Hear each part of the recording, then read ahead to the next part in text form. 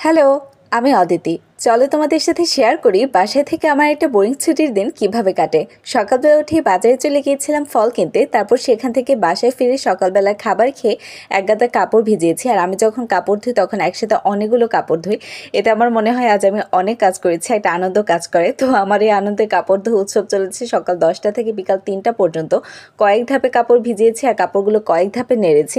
আমাদের ছাদ বাগানে অনেক ফলমূল শাকসবজি ফুলের গাছ আছে। কাপড় নাড়তে গিয়ে আমার লালুর সাথে দেখা হয়েছিল।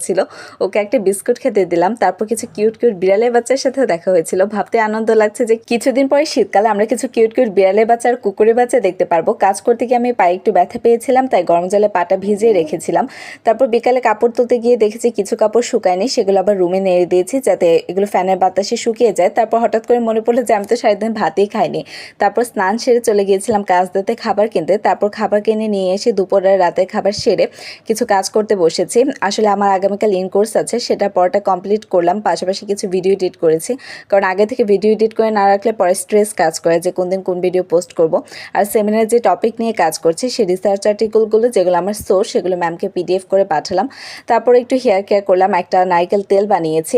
তোমাদের সাথে রেসিপিটা খুব দ্রুতই শেয়ার করব। তারপর আইসক্রিম খেয়ে ঘুমিয়ে গেলাম। এই হচ্ছে আমার বোরিং ছুটির দিন। দেখা হচ্ছে নেক্সট ব্লগে। বাই।